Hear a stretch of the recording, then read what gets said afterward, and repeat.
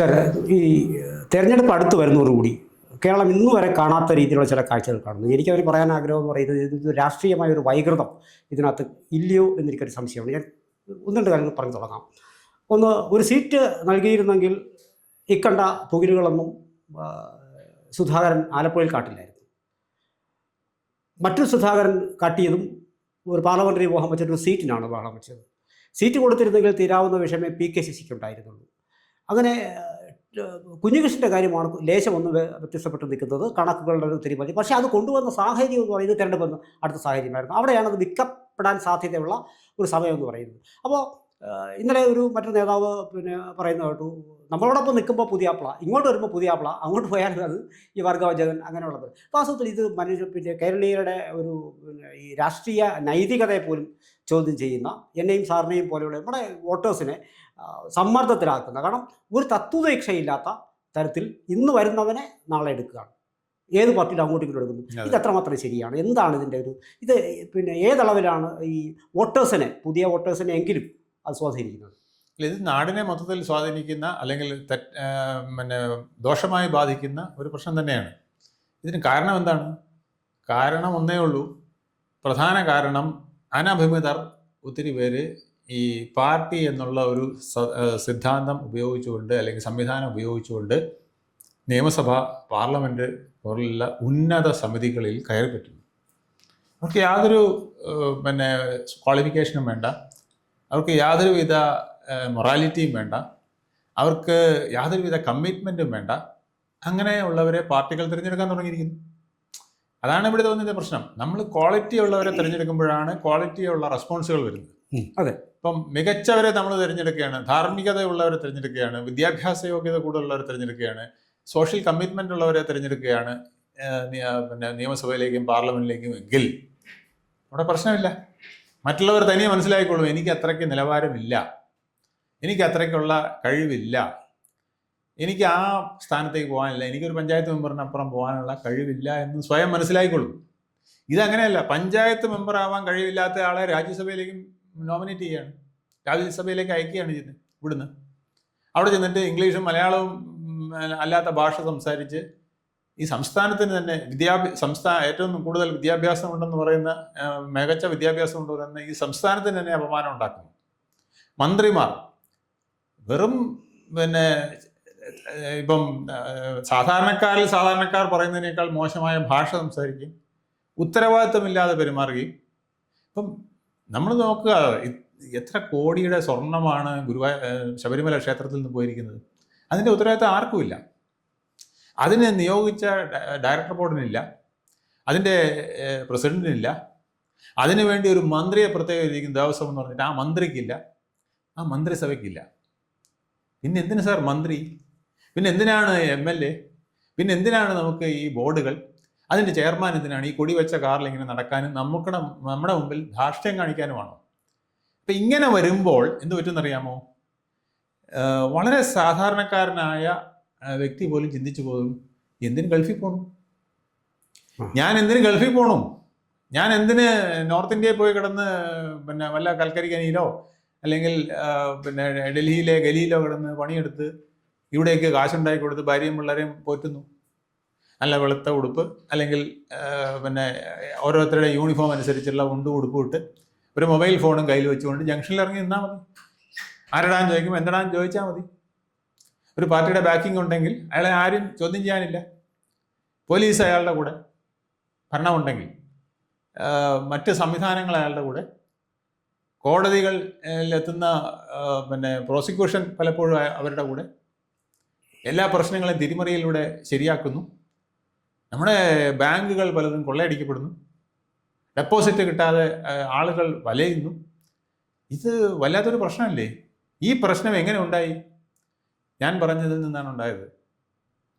അതായത് യാതൊരു യോഗ്യതയുമില്ലാത്ത, യാതൊരു ധാർമ്മികതയുമില്ലാത്ത, യാതൊരു മാനുഷിക മൂല്യങ്ങളുമില്ലാത്ത, യാതൊരു സോഷ്യൽ കമ്മിറ്റ്മെൻറ്റും ഇല്ലാത്ത വ്യക്തികളെ പാർട്ടിയിലേക്ക് ആദ്യം റിക്രൂട്ട് ചെയ്യുന്നു. പാർട്ടിയുടെ ഉന്നത സ്ഥാനങ്ങൾ വരെ അവരെ കൊണ്ടുപോകുന്നു. അപ്പം ഇവർ വരുമ്പോൾ എന്താ ചെയ്യുക? കഴിവുള്ളവനെ ചവിട്ടി ദൂരെ എറിയും, അല്ലേ? അപ്പം കഴിവുള്ളവർ അവരുടെ ജീവിതം മുഴുവൻ ഇതിനകത്ത് അർപ്പിച്ചിരിക്കുകയാണ്. ഒരു രാഷ്ട്രീയ പ്രവർത്തനം എന്ന് പറയുന്നത് നമ്മൾ നിസ്സാരമല്ല, സർക്കാർ ജോലി പോലല്ല. സർക്കാർ ജോലിയിൽ സസ്പെൻഡ് ചെയ്താൽ നമുക്ക് കോടതിയിൽ പോയി സ്റ്റേ വാങ്ങിച്ചു, പിന്നെ അല്ലെങ്കിൽ എങ്ങനെയെങ്കിലും തിരിച്ചതിനകത്ത് കയറി ഡിസ്മിസലായാലും തിരിച്ചു കയറാൻ പറ്റുമോ നോക്കി അത് അങ്ങ് പോവാം. ഇതിലങ്ങനെയല്ല, പോയാൽ അവൻ്റെ ജീവിതം പോക്കാണ്. സർവീസിലുണ്ടെങ്കിൽ സംഗതി സുഖമാണ്. അതുപോലെ ഒരു വ്യാപാര വ്യവസായം നടത്തുന്നു, ആ വ്യവസായം അഭിവൃദ്ധിപ്പെടാനുള്ള കാര്യങ്ങൾക്ക് അയാൾക്ക് ചെയ്തുകൊണ്ട് പോകാൻ അയാൾക്ക് വ്യക്തിപരമായിട്ട് സ്വാതന്ത്ര്യമുണ്ട്. ആരെങ്കിലും കാക്ക പിടിച്ച് അയാൾ ചെയ്തുകൊണ്ടും പോകും. അയാളുടെ ജീവിതത്തിൽ വലിയ തിരിച്ചടികൾ വരാറില്ല. പക്ഷെ ഒരു പാർട്ടിയിൽ വർക്ക് ചെയ്യുമ്പോൾ അയാളുടെ ജീവിതം പോക്കാണ്. അയാൾ ഒന്നിലും എത്തിയില്ലെങ്കിൽ ആ ഒരു അവസ്ഥയിലേക്ക് വരുമ്പോൾ അവിടെ ഉണ്ടാകുന്ന ഒരു വിമ്മിഷ്ടമാണ് പലപ്പോഴും ഇത്തരത്തിൽ വരുന്നത്. പക്ഷേ ത്യാഗത്തിൻ്റെ വില ഉള്ള ചില പ്രസ്ഥാനങ്ങൾ പണ്ടുണ്ടായിരുന്നപ്പോൾ ഈ ത്യാഗമാണ് എൻ്റെ ജീവിതം എന്ന് കരുതിയിരുന്നു. ഇപ്പം ത്യാഗമല്ല ജീവിതം. ഇപ്പോൾ മോഹം, ആഗ്രഹം, സാമ്പത്തിക ബെനിഫിറ്റുകൾ ഇത് ഉണ്ടാക്കിയെടുക്കുക എന്നുള്ളതാണ് അവരുടെ ഏറ്റവും വലിയ വെല്ലുവിളിയായിട്ട് നിൽക്കുന്നത് എന്നുള്ളത് വരുമ്പോഴാണ് ഈ പ്രശ്നങ്ങൾ ഉദയം ചെയ്യുന്നത്. സാർ, ഇപ്പോൾ ഓരോ സ്ഥാനാർത്ഥിയും ചിന്തിക്കേണ്ടത്, ഞാൻ ജയിച്ചു കഴിഞ്ഞാൽ നിയമനിർമ്മാണ സഭയിലെ ഒരു അംഗമാണ് ഞാനെന്നാണ്. പക്ഷെ നമുക്ക് ഇവിടെ വളരെ ദൗർഭാഗ്യകരമായ അവസ്ഥ എന്ന് പറയുന്നത്, ചിലപ്പോൾ ഞാൻ ഒട്ടിടാൻ പോകും, ചിലപ്പോൾ ഞാൻ ഒട്ടിടാൻ പോകില്ല എന്ന് പറയുന്ന സ്ഥാനാർത്ഥി, ഞാൻ ഒരു മുന്നണിയിൽ നിന്ന് ഞാൻ പൊടുന്നനെ മറ്റൊരു മുന്നണിയിലേക്ക് കയറും. ആ മുന്നണി കയറുമ്പോൾ ഏതെങ്കിലും ഒരു കോമൺ മിനിമം പ്രോഗ്രാമിൻ്റെ അടിസ്ഥാനത്തിലായിരിക്കും എല്ലാ മുന്നണികളും പ്രവർത്തിക്കുന്നത്. അപ്പോൾ ആ മുന്നണികളുടെ ആ ഒരു 1 പോയിൻ്റ് അജണ്ടയിൽ പോലും ആകട്ടെ, അതെന്താണ് എന്ന് പോലും ചിന്തിക്കാതെ ഒരു മാധ്യമപ്രവർത്തകൻ വന്ന് ചോദിക്കുമ്പോൾ, ഇപ്പോൾ ശബരിമല ഇഷ്യൂമായി ബന്ധപ്പെട്ട് റാന്നി അദ്ദേഹത്തോട് ചോദിക്കുമ്പോൾ അദ്ദേഹത്തിനത് അറിയില്ല. അപ്പോൾ വോട്ടേഴ്സ് ലിസ്റ്റിൽ പോലും പേരുണ്ടോന്ന് നാളിതുവരെ തിരക്കിയിട്ടില്ലാത്ത ആൾക്കാർ അവസാനം പട്ടികയിൽ നിന്ന് പോവുകയാണ്. അപ്പോൾ അങ്ങനെ ഒരു സോഷ്യലി കമ്മിറ്റഡ് അല്ല അവരുടെ മേഖല. രണ്ട് വിഭാഗത്തിനും കുഴപ്പമുണ്ടെന്നേ. ഈ നേതൃത്വത്തിലിരിക്കുന്നവർക്കും കുഴപ്പമുണ്ട്. ആരെയാണ് സ്ഥാനാർത്ഥിയാക്കുന്നത് എന്നുള്ളത് നേതൃത്വത്തിൻ്റെ ഒരു പ്രശ്നമാണ്. ഇപ്പം എൻ്റെ ചൊൽപ്പടിയിൽ നിൽക്കുന്നവനെ നേതൃത്വത്തിലേക്ക് MLA ആക്കി വിട്ടു കഴിഞ്ഞാൽ അയാൾ കാലിമാറി പോവില്ല എന്നുള്ള ധാരണയിലാണ് ഇത് ചെയ്യുന്നത്. കോൾ ഷീറ്റ് കൊടുക്കും പോലെ. അതെ, ചില മൂന്നാംകിട സിനിമാ താരങ്ങളെ നിർത്തിക്കഴിഞ്ഞാൽ 5 വർഷത്തേക്ക് ഞാൻ കോൾ ഷീറ്റ് കൊടുത്തിരിക്കുകയാണ് MLA ആയിട്ട്. 5 വർഷം എനിക്ക് വേണ്ടി അഭിനയിച്ചിട്ട് പൊക്കണം, വേണമെങ്കിൽ ഞാൻ അടുത്ത തവണ ടിക്കറ്റ് തരും, എനിക്ക് തരില്ല. ഈ വിധത്തിലേക്ക് കോൾ ഷീറ്റുകളായിട്ട് മാറിയിരിക്കുകയാണ്. 5 ഇയർ കോൺട്രാക്ട്സ്, 10 ഇയർ കോൺട്രാക്ട്സ്. എൻ്റെ കൂടെ നിന്ന കോൾ ഷീറ്റ് തരും, ഇല്ലെങ്കിൽ പോ. സിനിമയിൽ കണ്ടിട്ടില്ല ചില സംവിധായകന്മാർ, ഒരു കോക്കസ് ഉണ്ട്, അവിടെ നിർമ്മാതാവും സംവിധായകനും പ്രമുഖ നടനും ഒക്കെ ചേർന്നൊരു കോക്കസ് ഉണ്ട്. ആ കോക്കസാണ് ബാക്കി നടന്മാരെയൊക്കെ നിശ്ചയിക്കുന്നത്. അപ്പോൾ മോഹൻലാലിൻ്റെ സിനിമയിൽ ആരൊക്കെ അഭിനയിക്കുന്ന അദ്ദേഹം നിശ്ചയിക്കുമെന്ന് പറയുന്നേക്കാം. മമ്മൂട്ടിയുടെ സിനിമയിൽ അദ്ദേഹം നിശ്ചയിക്കാറുണ്ടെന്ന് പറയുന്നേക്കാം. സംവിധായകർ അവരുടെ ആളുകളെ നിശ്ചയിക്കാറുണ്ട്. നിർമ്മാതാവ് അയാൾക്കൊരു കോക്കസ് ഉണ്ട്, അവരെ നിശ്ചയിക്കും. ഇതുപോലെ രാഷ്ട്രീയത്തിലായിരിക്കുകയാണ്. ഈ പാർട്ടിയിൽ ഞാൻ നിൽക്കുമ്പോൾ എൻ്റെ കോക്കസ് അതിലുള്ളവർ മാത്രം നിൽക്കുക. അപ്പോൾ എന്ത് പറ്റും? ഇവിടെ നിന്നിട്ട് രക്ഷയില്ലെങ്കിൽ നേരെ എടുത്ത് അപ്പുറത്തോട്ട് ചാടുകയാണ്. അവിടെ നോക്കുന്നത് എന്താണ്? എനിക്ക് മന്ത്രിയാവാൻ ഗുണമുള്ള കുറച്ച് MLA കിട്ടുമോ, അല്ലെങ്കിൽ എൻ്റെ പാർട്ടി നേതാവെന്നുള്ള സ്ഥാനം നിലനിർത്താനായിട്ട് കുറേ പേർക്ക് നിൽക്കാൻ കഴിയുമോ എന്നുള്ളതാണ് നോക്കുന്നത്.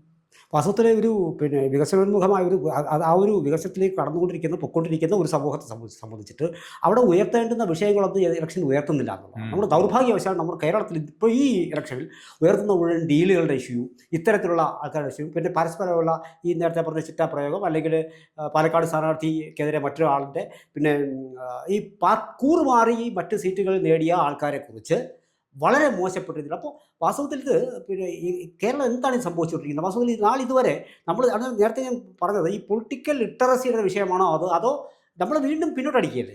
പൊളിറ്റിക്കൽ ലിറ്ററസി ഇല്ല എന്ന് മാത്രമല്ല, പൊളിറ്റിക്കൽ ഇല്ലിറ്ററസി ആണുള്ളത്. പൊളിറ്റിക്കൽ ലിറ്ററസി ഇല്ല എന്നുള്ളതാണ് സാർ പറയുന്നത്. പക്ഷേ ഇല്ലിറ്ററസി ആണുള്ളത്. ഒരു രാഷ്ട്രീയ പാർട്ടി എന്തായിരിക്കണം, ആ രാഷ്ട്രീയ പാർട്ടിയിലെ പ്രവർത്തകൻ എങ്ങനെയായിരിക്കണം, അയാൾക്ക് എത്ര സ്വത്ത് ആർജിക്കാം, അയാൾ അനധികൃതമായ സ്വത്ത് ആർജിച്ചാൽ ആ പാർട്ടിക്ക് ചോദ്യം ചെയ്യാൻ കഴിയുന്നുണ്ടോ, ഇതൊക്കെ വലിയ പ്രശ്നമാണ്. ഇതൊന്നും ചെയ്യാറില്ല. കാരണം ഇതിനേക്കാൾ വലിയ ആളാണ് മുകളിലിരുന്ന് ഇതിനേക്കാൾ കൂടുതൽ ഉണ്ടാക്കുന്നത്. ഇപ്പം ഞാൻ മുകളിലത്തെ നിലയിലിരുന്ന് സ്ഥാനത്തിരുന്ന് കൂടുതൽ പണം ഉണ്ടാക്കുമ്പോൾ താഴെ ഒരാളെ എനിക്ക് ചോദ്യം ചെയ്യാൻ പറ്റില്ല.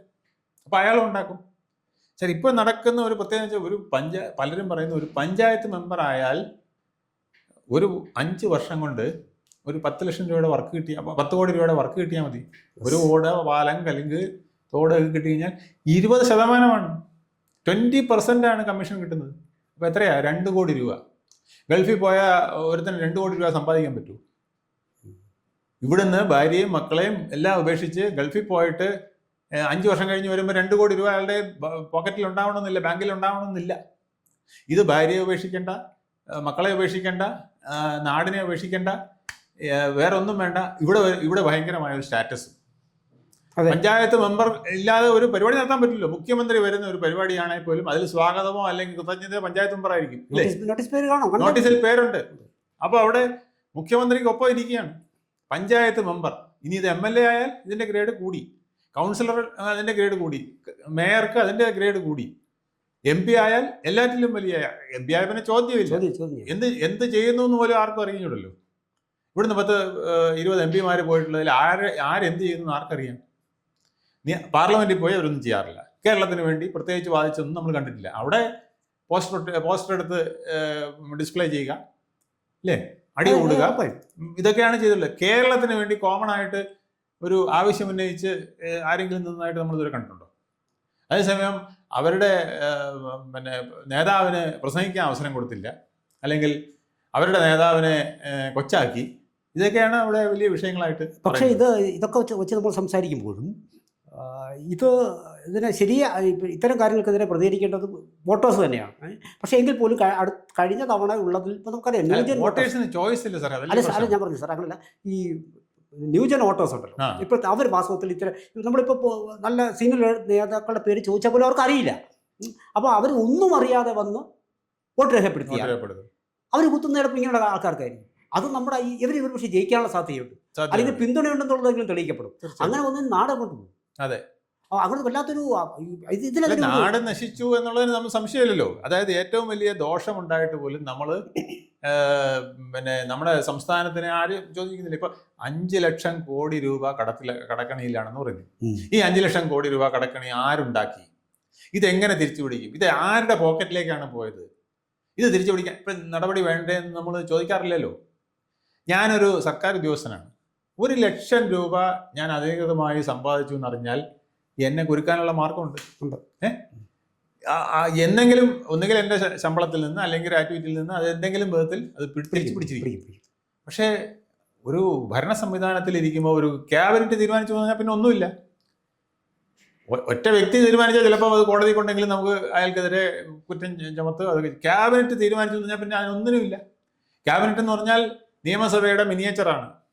നിയമസഭയും കൂടെ അംഗീകരിച്ചു കഴിഞ്ഞാൽ പൊതുജനം അംഗീകരിച്ചതിന് തുല്യമായി. ഈ കേരളത്തിലെ ജനങ്ങളുടെ താല്പര്യമാണ് നിയമസഭ നടപ്പിലാക്കിയത്, ഈ നിയമസഭയുടെ താല്പര്യമാണ് മന്ത്രിസഭ നടപ്പിലാക്കിയത് എന്ന് പറഞ്ഞാൽ തീർന്നു. ഇത്തരം ഇതിനെ ചോദ്യം ചെയ്യാനായിട്ട് നമുക്ക് പലപ്പോഴും കഴിയാറില്ല. ഇതിനായിട്ടുള്ള വ്യക്തികളില്ല, വ്യക്തിത്വങ്ങളില്ല. വ്യക്തി വന്നാൽ അവനെ ശരിപ്പെടുത്തുകയും ചെയ്യും. അപ്പം അവർ പിന്നോട്ട് പോകും. പിന്നെ ഗുണം പറയുന്നവർക്ക് ആരാണ് പിന്തുണ കൊടുക്കുന്നത്? പാർട്ടിക്കകത്ത് പോലും നല്ലത് ചെയ്യുന്നവർക്ക് എത്ര പേര് പിന്തുണ കൊടുക്കാറുണ്ട്? ഉണ്ടോ? അത് മറ്റൊരു വശം. അതാണ് പ്രശ്നം. ഇതെല്ലാം നോക്കുമ്പോൾ ഇതൊരു വിഷ്യസ് സർക്കിൾ ഇങ്ങനെ കിടക്കുകയാണ്. ഈ സർക്കിളിനകത്ത് നമ്മൾ വ്യാപരിക്കുകയാണ്. ഇത് ഒരാൾക്ക് തീർക്കാവുന്ന പ്രശ്നമല്ല.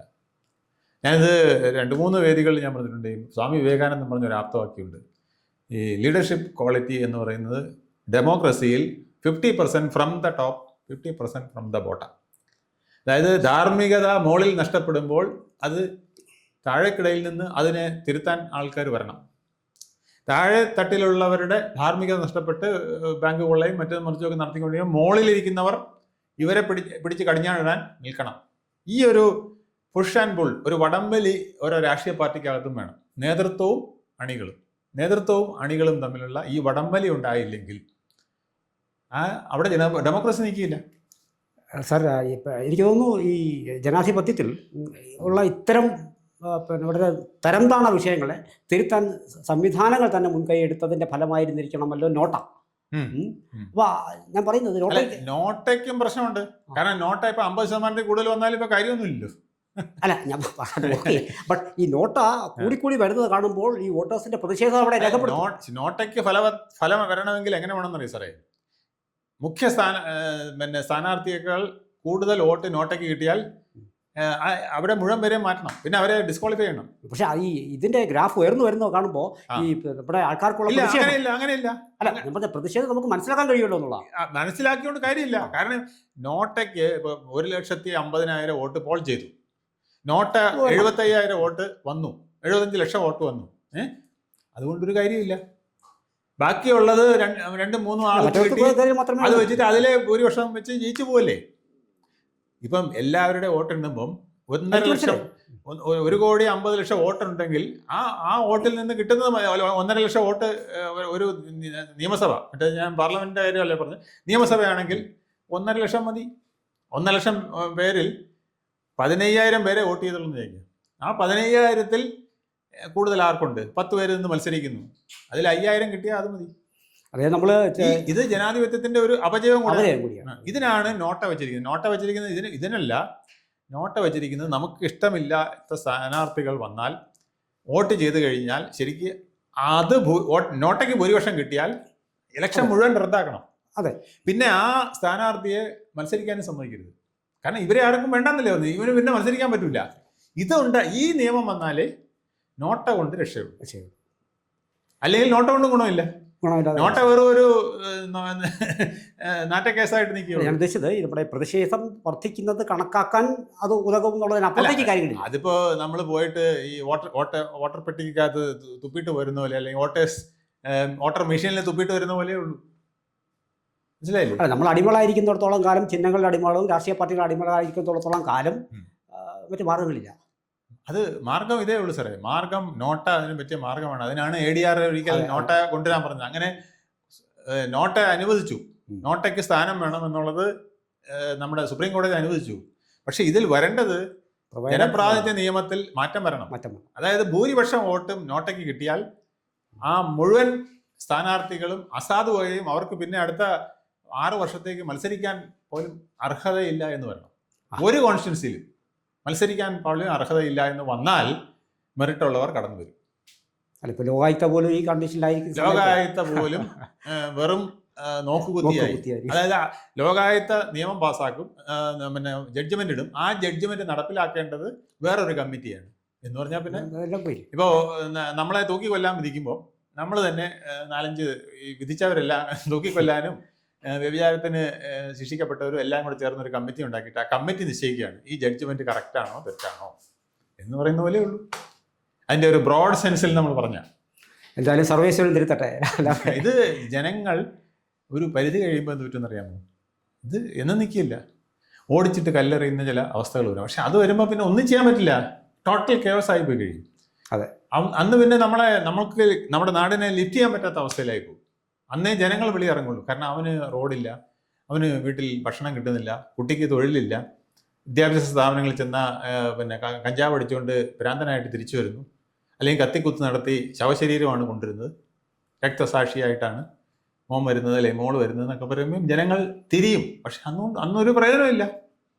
എന്തായാലും അവനവനെ പിന്നെ പ്രതിനിധാനം ചെയ്യേണ്ടത് ആരാണെന്ന് അവർ തന്നെ തീരുമാനിക്കട്ടെ. വോട്ടെന്ന് പറയുന്നത് വളരെ വളരെ സൂക്ഷിച്ച് ചെയ്യേണ്ട ഒരു സാധനമാണെന്ന് വിചാരിച്ചാൽ നമുക്ക് മാറ്റം കിട്ടാം, അല്ലെങ്കിൽ മാറ്റം വരില്ല. തമ്മിൽ ഭേദം ഏറ്റവും ഇപ്പോൾ 10 പേര് നിൽക്കുന്ന അതിൽ ഏറ്റവും നല്ല വ്യക്തി, അത് രാഷ്ട്രീയം നോക്കരുത്, സ്വതന്ത്രനാണോ നോക്കരുത്, അങ്ങനെ വോട്ട് ചെയ്യുന്ന ഒരു സമ്പ്രദായം വന്നാൽ ഒരു പക്ഷേ ഇതിന് മാറ്റം വരും. നല്ലൊരു വ്യക്തി സ്വതന്ത്രനായിട്ട് നിൽക്കുകയാണ്, അയാൾക്ക് ദേശീയ പാർട്ടിയേക്കാൾ പ്രാതിനിധ്യം അവിടുത്തെ മണ്ഡലത്തിലുള്ളവർ കൊടുക്കുന്ന ഒരു കാലം വന്നാൽ അന്ന് ചിലപ്പോൾ നോട്ടയും വേണ്ട ഒന്നും വേണ്ട, തനിയെ മാറ്റം വരും. അതെ, ആ കാലത്ത് നമുക്ക് കാത്തിരിക്കാം. കൂടുതൽ വാർത്തകളും വിശേഷങ്ങളും നേരിട്ട് ലഭിക്കാൻ ജനങ്ങളിൽ നിന്ന് ജനങ്ങളിലേക്ക് ജനഭൂമി ന്യൂസ് സബ്സ്ക്രൈബ് ചെയ്യൂ. ബെൽ ബട്ടൺ അമർത്താനും മറക്കരുത്.